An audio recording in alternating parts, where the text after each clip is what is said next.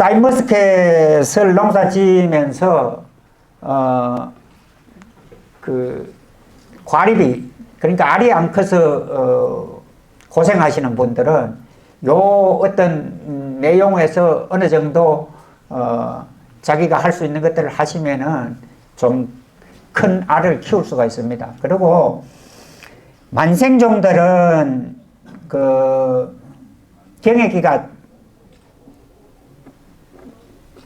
길고 경해기가 깁니다.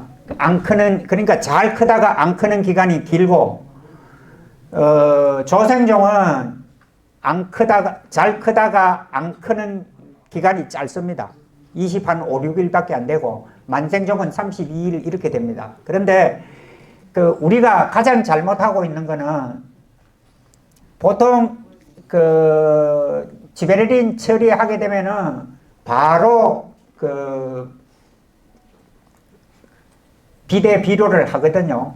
비대 비료를 너무 일찍 하면은 나무가 흡수를 해가지고 과일로 다 못 보내고 남으면은 가지로 보내버립니다. 그래서 가장 잘 클 때 지베레린 처리하고 2차 지베레린 처리하고 10일 후부터 35일간은 급속도로 클 때입니다. 요때에 가장 물도 많이 주고 비료도 하셔야 돼요. 안 그러고 그거보다 일찍 하면은 순이 나가서 순작업하느라고 열 먹습니다. 그러니까 그런 것들을 지켜가야 하시고요. 이게 저희 같은 경우는 삼절 적심을 하는데 방삼절 적심을 합니다. 방삼절 적심을 하면은 이게 과일이 빨리 커버립니다. 빨리 크기 때문에 숙기가 빨라지는 겁니다. 특히 원래 노지에서 일찍 하실 분들, 일찍 한다고 일찍 안 됩니다. 뭐 벌써 시작해가지고 물 흐르는 분이 계시더라고. 그런다고 일찍이 안 돼요. 제가 사인 말고 작업을 할 때 2월 1일부터 시작해가지고 한 5일 간격으로 계속 해보니까 결국은 3월 1일부터 3월 5일 안쪽에 가온 시작했는 게 가장 빨리 되더라고요. 그리고 순도 가장 고르고 나중에 지베레린 처리하기도 가장 좋고, 그래서 저는 항상 3월 1일쯤 돼서 가온을 시작합니다. 가온을 시작하는데 원래 빨리 내려고 일찍 하신 분들은 거의 그 정도에 맞추어서 한 2월 25일이나 이때쯤 지온 올리는, 쌀겨로 가지고 지온 올리는 거를 하고 3월 1일 되거든 가운데 환기구 막고 가온을 시작하면 됩니다. 가온 시작하는데 이 하우스가 아니기 때문에 2도 정도부터 시작을 하면 됩니다. 2도 정도에 놔뒀다가 나중에 발화가 돼가지고 한 두입 세입 됐을 때 0도로 내려간다 그러면은 그때 한 5도 정도 놓으면 돼요. 그 온도를 높이면은 기름값도 못 합니다. 이게 만약 요새같이 추운 날 2도 맞춰놔도 하루 저녁에 한 드럼은 뗍니다. 그러니까 그렇게 할 필요가 없어요. 너무 일찍 해도 계산적으로 안 맞습니다. 그러니까 적당한 때 어느 정도 불을 안 피워도 한 2도 정도가 유지될 때쯤 시작하는 게 가장 좋습니다. 자, 그리고 개화기에 꽃이 필 무렵 또 아니면은 화수가 달려 있는 부분에 잎이 될 수 있도록 크면은 좋습니다. 잎대가 길고 잎이 고잎만 좀 크면은 훨씬 더 비대가 잘 됩니다. 그래서 하우스 하시는 분들은 3회, 5회 날 때 그때 온도를 저녁에 닫는 시간을 조금 늦게 좀 일찍 닫으면 돼요. 일찍 닫으면 온도가 조금 높기 때문에 약간 커집니다. 이 잎순도 커지고 잎도 커집니다. 그래서 그렇게 하시면은 좀 큰 거를 딸 수가 있습니다. 저희들 같은 경우는 3절 적심을 하기 때문에 적심하고 나서 나오는 부초 3개가 있는데 3개 중에서 있는 부분이 너무 잎이 많으면은 2개만 가지고 나오고 1개는 완전히 없애버리고 그렇게 두 개를 가져 나오면은 잎 매수가 몇 잎 정도 되냐면은 16잎에서 18잎 정도 됩니다. 근데 세 개 다 가 나오면은 20잎에서 24잎 정도 되고요. 그러니까 그거는 너무 빡빡하면은 좀 한 개 없애고 덜 빡빡하면은 세 개 다 가져 나오고 이렇게 하는데, 그렇게 할 때 그 삼절 적심을 해가지고 부초를 다 땡겨 올릴 때는, 두 개를 올리든지 세 개를 올릴 때는 속에 있는 애가 다음 부부초 다음에 나올 눈을 다 그 순작업하면서 다 없애야 돼요. 그래야지 다시 순작업을 안 합니다. 안 그렇고 저 3절을 다 빼가지고 끝에만 딱 잘라 놓으면은 이 속에 있는 부부초가 사정없이 오릅니다. 그러면은 고생합니다. 그래서 이 3절 적심 하시는 분들은 3절 적심 해가 다 자라서 그 비누로 바깥에 나올 정도가 되고 잎매수가 다 되면 자를 때, 그때 안에 있는 애가 다음에 날고 눈을 손으로 잡아 당기면 다 떨집니다. 그렇게 없애야지 다음 순작업을 안 합니다. 그렇게 해놓으면은 포도 다 딸 동안 순작업 거의 안 해도 됩니다. 우리가 이제 그 300평당 다는 거를 너무 많이 답니다. 어느 집 없이 가보면은 그 주지에서 처음에는 한 개를 받았는데 그 다음에부터는 무조건 두 개입니다. 그러니까 한 애가에서 두 개를 받으면은 이게 많이 클 수가 없어요, 알이. 그러니까 그름을 마해야 되거든요. 그러면은 결국은 숙기도 늦어지고 고생만 합니다. 그래서 일아자 한 눈에, 주지 한 눈에 무조건 한 개, 두 개를 하는 게 아니고 한 개. 옆에 게 비었을 경우에는 두 개를 합니다. 옆에 거 한 개가 비었을 때. 안 비었는데 두 개, 세 개를 빼면은 알도 안 커지지만은 숙기가 늦어져요. 감당을 못 합니다, 나무가. 그래서 될 수 있는 대로 한 가지에 한 개. 그러니까 두 개의 순을 받지 말고 한 개만 받으세요. 그리고 언제라도 주지에서 나오는 순. 이게 겨울에 추웠다든지 이러면은 주지에서 순이 하나 나옵니다. 주지 낮은 데에서. 나오면은 그건 우린 버릇이 돼가지고 그거 딱 따냅니다. 따내지요? 그걸 키워야 돼요. 그걸 키우면은, 그걸 키워서 얘가 달릴만 하면은 위에 그 한 번 되는 거 끊어내고 그걸 사용하면은 나질막해집니다. 그렇게 해서 매년 한두 개씩 낮춰가야 되는데, 원래는 그 한눈 전정, 첫 해에 한눈 남기고 전정하는 게 왜 하게 됐나 하면은, 제가 사인을 처음 심어가지고 나무가 잘 큰 게 있는데, 한 개는 그 한눈 전정을 하고, 한눈을 두고 전정을 하고, 다른 거는 그냥 거봉하듯이 밑에서 다 끊어버렸어요. 끊었더니, 끊었는 데에는 달고 나온 놈이 거의 없어요. 안 달고 나오고. 이게 한 개씩 놔뒀는 데는 100% 다 달고 나오더라고요. 그래서, 아, 이거는 이렇게 해도 되겠구나 해서 했는데, 그렇게 하다 보니까 그 아자가 너무 높아지잖아요. 첫 해에 한 10cm 정도 위로 올라가고, 거기서부터 한눈 전정을 하면은 요게 딱 들어붙어 있는데, 이것처럼 이렇게 붙어 있어야 되는데, 그래 안 하고, 그 사선 뿔매로 1년에 5cm씩 이렇게 올라갑니다. 이자로 올라갔다 저자로 올라갔다 올라가거든요. 그게 우리가 두눈 전정, 사인을 원래 두눈 전정을 하라 그러는데 두눈 전정하는 게 아니고 세눈 전정을 하고 있기 때문에 그렇습니다. 이게 붙어 있는데 여기에 밑에 안 보이는 데 있는 거는 기저하고 위에 요 한 개 보이는 게 있습니다. 거기 보이면 거기에 한눈입니다. 그 다음 마디에서 잘라야 되는데 그 다음 마디에 자른 게 아니고 그 다음 마디에서 자르거든.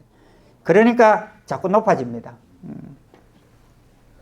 그리고 이거를 두 개 다 벌리다 보면은 양이 많아집니다.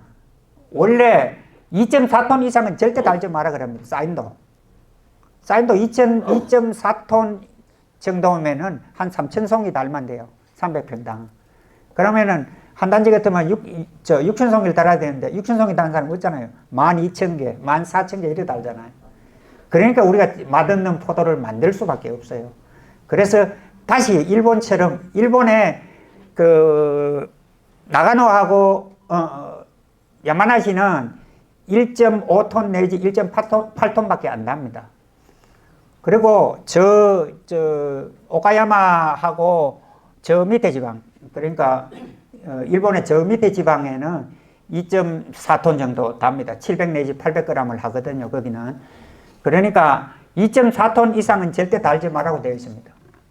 루비노마는 얼마 달면 되겠어요? 300평당 800kg입니다. 800kg. 그렇게 달아야지 정상적으로 색깔도 내고 할 수 있다는 겁니다.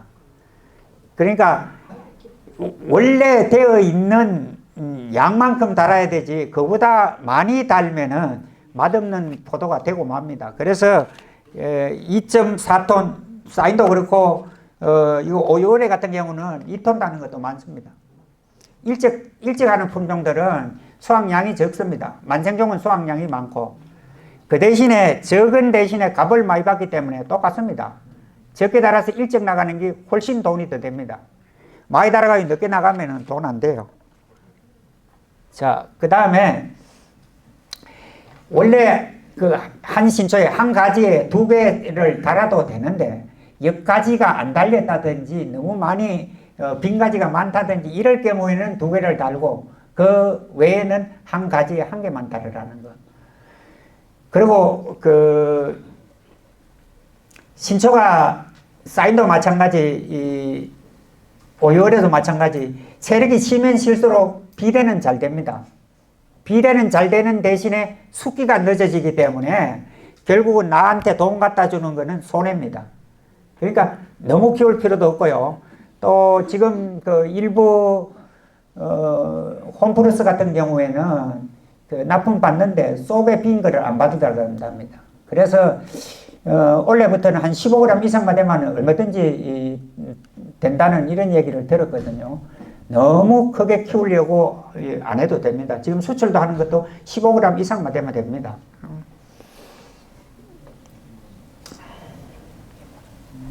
일본은 그 빨리 따기 위해 하고 또 알을 많이 키우려고 어떻게 하나 하면 박피를 넣습니다.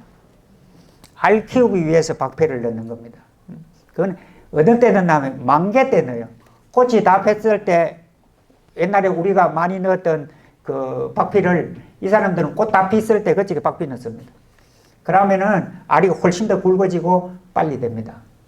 일본은 지금 그런 것도 사인에 하고 있습니다. 일본도 사인이 양이 너무 많아가지고 지금 골치가 좀 아픕니다. 그래서 물론 날씨가 덥고 이런 것도 있지만은 다시 거봉 쪽이나 그 색깔이 지대로 나는 품종으로 바뀌어가고 있습니다. 특히 스칼렛이나 이런 좋은 품종들도 색깔이 안 나기 때문에 지금 한 5년 이래 된 거를 끊어내고 다시 거봉이나 나가노 파풀 같은 경우는 우리나라에서 전에도 해봤습니다. 저도 우리 집에 한 나무가 있는데 그게 물 관리를 조금만 잘못하면은 열가가 나요. 열가가 나고 또 그 탄저가 아주 심해요. 그래서 농사 짓기 힘들어서 지금 그 위에다가 이 오이오레를 붙여가지고 지금 쓰고 있거든요. 쓰고 있는데 일본에서는 그래도 가격도 괜찮고 나가노 파풀은 껍질째 먹을 수 있는 품종입니다. 그리고 거봉보다 조금 일찍 돼요. 그러니까 일찍 나오니까 그거를 이제 선호하는 농가들이 좀 많습니다. 많고. 자, 다음. 이 관수 문제는 제가 가장 강조하는 부분인데 하루에 300평당 지베레린 처리하고 나서 300평당 물 10톤 퍼는 분 계십니까? 없지요? 원래 원하기는 10톤입니다. 300평당 10톤. 하루에 10톤입니다. 이틀에 퍼면 20톤 퍼야 돼요. 그만장 안 퍼지요? 그만장 물은 적게 퍼고 알은 키우고 싶은데 이게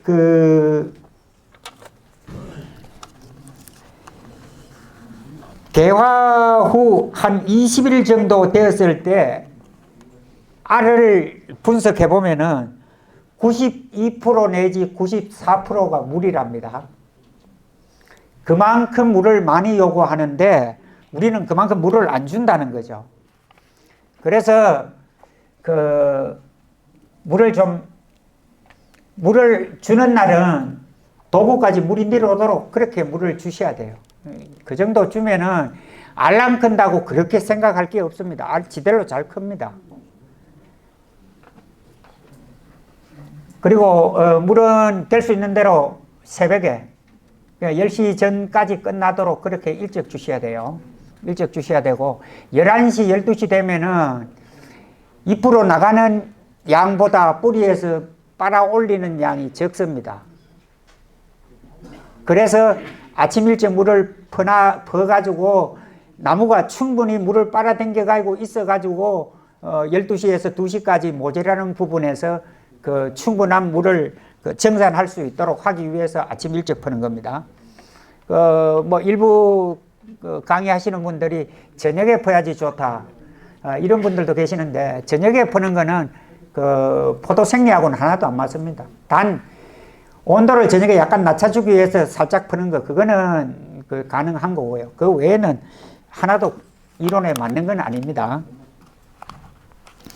자, 그리고 언제까지 할 것이냐, 물을 언제까지 많이 벌 것이냐. 지베레린 처리하고 나면은 무조건 하루에 300평당 10톤. 그래가지고 그거를 언제까지 유지하느냐. 말랑말랑해질 때까지는 그만큼 퍼셔야 돼요. 퍼다가 말랑말랑해져서 봉지를 씌우고 나면은 약간만 줄구면 돼요. 많이 줄구면은 또 물렁물렁해집니다. 출하할 때쯤 돼가지고 당도 높인다고, 물을 적게 퍼면은 물렁물렁해지잖아요. 만져보면은. 물렁물렁해지면은, 이거 어쩔까 싶어가지고, 전화 오시는 분들도 많아요. 지금 우리, 포도가 물렁물렁해졌는데 이거 짜면 좋습니까? 이렇게 문의하는 사람들이 많거든요. 그런 분들은 대부분이 물을 너무 많이 주고 가서 그래요. 그리고 축가증 나시는 분들. 축가증은 언제 납니까? 지베레닌 2차 하고 나서 조금 있다가 시작해가지고 말랑말랑해지기 전까지 나옵니다. 말랑말랑해지고 나서 축가증이 나오는 건 축가증이 아닙니다. 다른 겁니다. 알로균이나 이런 것들입니다. 그래서 그때 나오는 거는 고온으로 인해가지고 물을 많이 요구하는데 물량이 적다든지 또 잘못해서 물을 안 주다가 하루에 물을 너무 많이 퍼가지고 물이 너무 많다든지 이럴 경우에 축가증이 옵니다. 특히 사인하시는 분들은 매년 오시는 분들은 매년 축가증을 냅니다. 내는 이유가 물 관리 잘못해서 그래요. 물을 고정적으로만 퍼면은 그런 것들이 없습니다. 그래서 물을 항상 일정하게 퍼시고 노제하시는 분들은 이 밑에 도랑에까지 물이 흐를 정도로 퍼시면 돼요. 퍼시면 되는데 만약에 점적 호스를 4개 깔아놨는데 가에 거 2개만 퍼면은 금세 이래 내려옵니다. 그러면 그건 펀 게 아니에요. 평상시 풀 때 위에 거를 항상 더 많이 퍼고 밑에 거는 그냥 적사주는 정도 그렇게 퍼셔야 돼요. 그래서 이제 저 같은 경우는 한쪽에 3줄 퍼고 한쪽에 3줄 퍼고 이렇게 해서 퍼면은 물을 좀 고르게 풀 수가 있습니다. 그리고 점적 호수를 2개 깔았느냐 3개 깔았느냐 4개 깔았느냐에 따라서 뿌리 양이 다릅니다. 많이 깔면은 많이 깔수록 잔뿌리 양이 많습니다. 적게 깔면은 굵은 뿌리만 나와도 잔뿌리는 적습니다. 항상 점적 호수가 있는데 거기에는 이 떼짱처럼 작은 뿌리가 많습니다. 많은데 거기에서 멀어지면 떼짱같이 생기질 않습니다. 그냥 나가는 거 한 개 한 개밖에 없어요. 그래서 될 수 있는 대로 점적 호수를 좀 많이 까는 게 유리하다. 그리고 지금 물포도나 이런 것들은 물렁포도, 물포도 특히 이제 사인에는 껍질하고 쏙하고 분리돼 가지고 그게 딱딱한 거, 껍질이 딱딱해 가지고 껍질은 얇으면서도 입안에 계속 남는 거, 이런 것들이 다 물을 적게 퍼서 그래요. 자, 이거는 일본 책에 있는 거를 제가 올려놓은 건데, 일본에서 지금 유행하고 있는 게 미개화증. 꽃이 피어 내려가다가 꽃이 안 피는 거. 전송이 다가 꽃이 안 피는 거. 그게 지금 유행하고 있고, 우리나라에는 아직까지 흑두병이 안 많은데, 그러니까 새눈무늬병, 일본에서는 지금 그게 엄청나게 유행을 하고 있습니다. 그래서 우리도 요거하고 새눈무늬병하고는 좀 조심을 해야 될 것 같아요. 왜냐하면은 날씨가 더워지고 하면은 그런 병들이 다시 생깁니다. 그래서 이런 피어 내려오다가 꽃이 안 핀다든지 아니면은 중간에 안 핀다든지 끝에 안 핀다든지 이러면은 옳은 송이가 안 됩니다. 그래서 일본에서도 상당히 많은 고심을 하고 지금 일본에서 결과 나왔는 거 보면은 저장양분이 적어서 이런 게 많이 온다 이렇게 되어 있어요. 그래서 여러분도 봄에 돼서 밑거름하고 이러면 안 됩니다. 9월 한 20일경 이렇게 돼서 밑거름을 해서 그 밑거름이 어느 정도 저장양분으로 저장이 되도록 그렇게 관리를 하시는 게 좋을 것 같습니다. 이런 것도 있다는 것을 아시고 또 화수가 꽃이 피어 내려가다가 안 피는데 가서 보면은 끝부분이 널널하게 변해가 있으면은 그거는 화수노균입니다. 노균이 잎노균, 화수노균, 알노균 그렇게 다 있습니다. 그래서 알노균은 대단히 위험한 거고요. 화수노균도 오면은 꽃이 피어 내려가다가 꽃이 안 핍니다. 자, 작년에 잎 태운 사람 많죠? 더워서 탄 게 아니고 내가 잘못해서 다 태웠다고 생각하시면 돼요. 온도가 너무 높을 때 약을 친다든지 영양제를 치면은 잎이 마릅니다. 그러니까 25도 밑으로 떨어질 때 치셔야 돼요.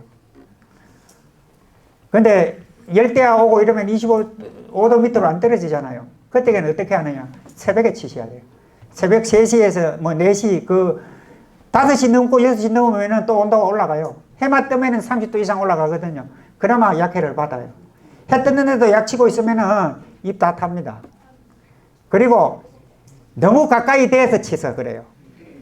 너무 가까이 대서 치시면 안 돼요. 이게 나무잎은 음이온입니다. 마이너스를 띠고 있고 농약은 양이온, 플러스를 띠고 있기 때문에 멀리서 흔들라도 붙을 만큼 다 붙습니다. 그렇게 붙어야 되지 물이 줄줄 흘러내리도록 하시면은 태웁니다. 그러니까 약 차는 거를 조심하시면은 안 태울 수가 있어요. 온도가 안만 높아도 안 태웁니다. 왜 그러나 하면은 저 같은 경우 노지가 낮습니다. 1m 80밖에 안 돼요. 이제 1m 80도 채 안 돼요. 그래가지고 아들이 댕기면 노상 박치기 넣습니다. 그러다가 0.15 비닐루가 덮여 있어요. 그것도 일제 각개낫이라고 삼각필름이 덮여 있는데 거기에도 절대 안 탑니다. 비닐루에만 안 되면 안 타요. 그 속에 있다고 타는 건 절대 아닙니다. 온도가 거기가 그렇게 높아가 탈 정도가 안 됩니다. 태우시는 분들은 거의 약을 잘못 친다든지 약 치는 시간을 잘못해서 그래요.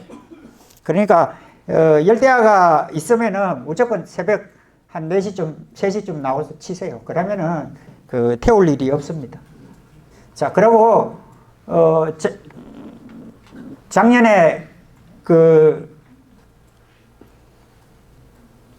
깍지 때문에 지금 원래 전제하고 나니까 전부 깍지 많죠.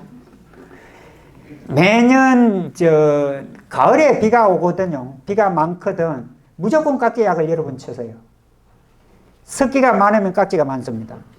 그래서 작년에 가을에 비가 많이 왔잖아요. 그래가지고 깍지가 많이 생겼으니까 원래 지금 하우스 하시는 분들 싹 난 사람들은 안 되고 싹 안 난 사람들은 유황 물유황이 있습니다. 물유황 그러니까 자담유황이라 그러죠. 자담유황하고 오일 살충제하고 해서 뿌리고 한 일주일 있다가 깍지약만 별도로 좀 독하게 타가지고 그 부분만 있는 나무에만 가서 치세요. 특히 이 주관부하고 주지부하고 다 치하셔야 됩니다. 왜 그러냐 하면은 껍질 속에 지금 덜 앉았기 때문에 그냥 약을 쳐가지고 잘 안 들어가요. 그러니까 틀림없이 전착제나 침투제를 섞어가지고 그렇게 약을 진하게 좀 치세요. 안 그러면은 원래 깍지 때문에 애 먹습니다. 깍지가 있으면은 봉지 속에까지 들어가가지고 봉지 속에 있는 과일을 더럽히기 때문에 문제가 생깁니다. 자, 축과증 아까도 얘기했는데 축과증은 온도하고 습도를, 그러니까 물하고 온도하고가 너무 갑작스럽게 변하면은 많이 생깁니다. 그러니까 원래 만약에 알속기를 해놓고 날이 너무 더워진다든지 가문다든지 이러면 물을 적당하게 퍼셔야 돼요. 안 퍼시면은 축과가 많이 생깁니다. 앞으로 더워지기 때문에 매년 늘어날 겁니다. 축과가. 그러니까 축과가 오면은 알속기 다 해놨는데 축과 오면은 그거 한 개 빼내면 이상하잖아요. 그러니까 이것도 예방이 잘 돼야 돼요. 자, 제일 이쪽에 있는 게 축과증입니다. 저쪽에 있는 거하고 저쪽에 있는 거는 노균입니다. 알노균입니다. 알이 몰랑몰랑해지고 나서는 이런 게 나오면은 쑥 들어간 게 이런 게 축과매로 이런 게 나오면은 축과가 아니고 알노균입니다. 알노균이 한번 오면은 골치가 좀 아픕니다. 만약에 노균이 왔으면은 저거를 따가지고 먼데 갖다 버려야 됩니다. 나무 갖다 버리면 안 되고